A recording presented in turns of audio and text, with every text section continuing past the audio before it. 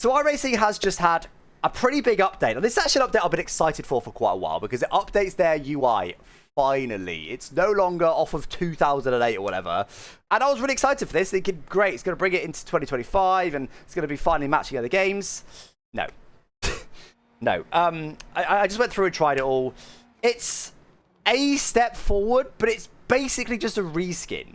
There's a couple of minor improvements, but for the most part, it's just the same. Like, for example, you still don't get live positioning updating. You should have to wait to the end of the lap to get your position updated. That sort of thing is still not there. There's still no way to have your standing separate from your relative. Obviously, everyone who drives the car wants relative, but I also want to know the standings. What does they use leading? And it looks nicer, but it's still just, it's bad.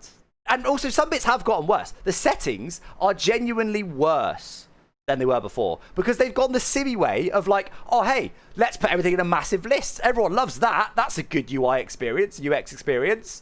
So now you just go into the settings. You have to scroll down for ages to find the setting amongst 100 other settings. It's just stupid. Where's the, like, you know, see more or advanced buttons? Like, learn from phones. Learn from anything else. Imagine if you went into your phone settings, right? And this screen has just got, like, all of the settings in one mass thing. That's not quite how it works in iRacing. Fair, because there's tabs. But imagine how much that would suck. It is a step forward. It looks a little bit nicer, and there's a couple of minor quality of life improvements. Like the fact you can now expand the relative and see people's iRating and stuff. Like that's, and safety rating. Like that's kind of nice. But it won't stop me using Race Labs because I'll still use that for track map, which still doesn't exist in iRacing. I'll use that for overall standings, which still doesn't exist in iRacing. And I'll use that through throttle and brake overlay. But to be fair, I kind of get why that one maybe isn't necessary there. So anyway, that's the UI.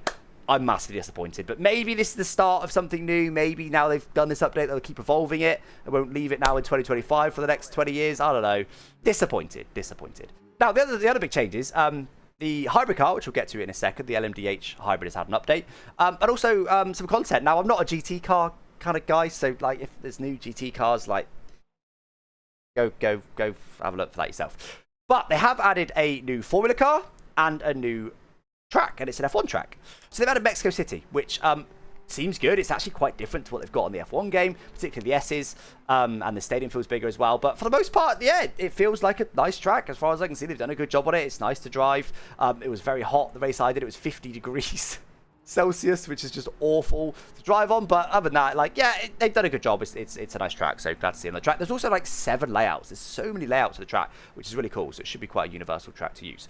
And also the IndyCar Next car, NXT car, which, as a Brit, I've never heard of that car until it got added to the game. iRacing is always very focused on American series and American audiences. But I'm not sure we needed another mid-tier Formula car.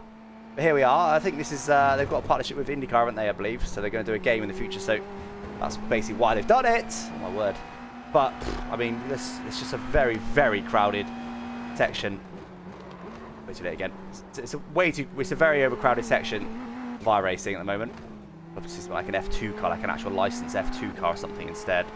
Like the official, but imagine having a proper official F2 license game. That's quite cool. Subtitles is nice. That'd be sick. Like all the tracks and all the cars. Thought like that would be sick. That would genuinely add to the Formula cars. I don't think this car necessarily adds to the existing Formula offering of iRacing, but I guess you can't. I was gonna say you can't have too many, but realistically, what it really does is it spreads out the player base, doesn't it?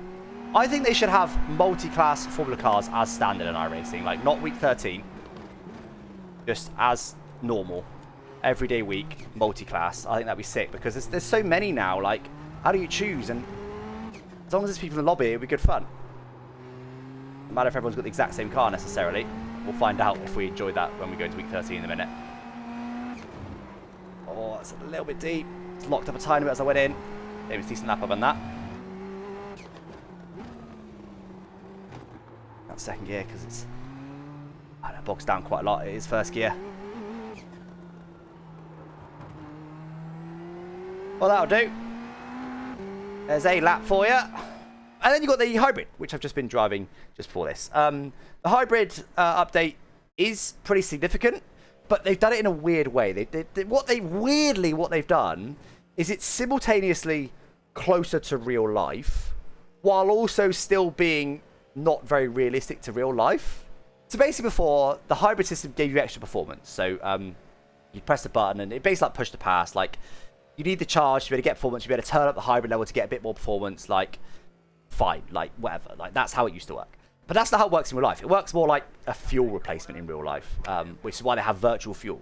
So it didn't really work at all like it did in real life. And it meant you had to try and manage the charge level, all these other things, which they didn't really do in real life that closely. So now basically what they've done is essentially removed the hybrid system completely from the player's control. So it permanently targets a 50% state of charge now, and it just sort of helps the engine. You don't really think about it at all now, which is weird because virtual fuel does exist, virtual energy, in real life, and they talk about it. So it's kind of weird to not have that element at all in the game when that's a reasonably big thing in real life, and Le Mans Ultimate's got it and stuff, and it works quite nicely in there. The only thing I could think is that basically their fuel system is probably about 15 years old, and they've gone, what we want to do doesn't work with the current fuel system, so we'll have to wait to update the fuel system before we can add a proper virtual energy system. That's my guess. I don't know. It's quite weird, but actually the end result is better cars, because you don't have to mess about now learning when best to deploy and how to manage it, and it's just kind of kept it simple, which realistically is the case for most even real life drivers. Like, they're not constantly changing the modes and stuff that much. Now you just drive the car. It's my favorite saying, drive the car. You just drive the car now, which is quite nice. I think it's gonna be more fun to drive, it's gonna be more fun to race against. So actually it is quite a positive change, despite the weirdness of giving the player less options, which takes it further away from real life, but also ended up being close to real life. It's a strange system. I think in the future, I think they'll bring in virtual energy and it'll be much more realistic, because it's quite strange that Le Mans Ultimate is quite a lot more realistic than iRacing in this way. But yeah, I mean, other than that, really, it's just kind of really small changes. There's loads of patch notes. You guys can go and find the patch notes if you want. As I said, they have added a few more GT cars and stuff. Weirdly, I think, is it Alton Park that they've reskinned but not rescanned? Like, this is weird. They're still using the 15-year-old scan, but they've updated it because they can do new grass now, new foliage now and stuff. So it like looks a bit nicer, but it's the same scan, which is, on the face of it, is really weird. Because you go, well, if you're updating it, rescan it. But in reality, what most games would actually do is they'd update the grass across all tracks at once, and the foliage and whatever else, graphical updates, across all tracks at once, and you get them all at once. That you wouldn't be expecting a rescan of all those tracks. It's just a minor graphical update, and that's what they're doing. But because iRacing is a live service game, they're doing it bit by bit. So they happen to have finished Alton Park's graphical update, so they're putting it in this game. So it's barely worth mentioning, but weirdly, Alton Park has been updated, but also not updated at the same time. But yeah, anyway, that's what I personally care about in this update. As I said, massively disappointed with the UI, so that's a shame. Other than that, though, yeah, I mean, positive changes. It's more things for you to buy, which iRacing will be very happy about. But yeah, iRacing is still my favourite sim. I do like Le Mans Ultimate. I need to get into it a bit more, but iRacing is still personally my favourite sim. But I feel like they're being eaten alive a little bit by Le Mans Ultimate. I think this change in particular, the virtual energy change, is going to give Le Mans Ultimate extra impetus to steal their players, really, to steal iRacing's players, more of them. I think more and more people with this change are now going to move over to Le Mans Ultimate, weirdly. So maybe it ended up being a negative for them. But like I said, the car's actually better now, so I don't know. Anyway, guys, hopefully all that made sense. Hopefully there's not too many questions. I'm sure there will be, because I'm not an iRacing main, but iRacing is my favourite sim, and I'm very passionate about iRacing. I really want to improve it. I'm really disappointed with the UI, so I was hoping for more, but it just kind of is what it is. I guess it's just iRacing, good at iRacing. I guess that's the way to conclude it. Anyway, guys, catch you next time. Thanks for watching. Bye-bye.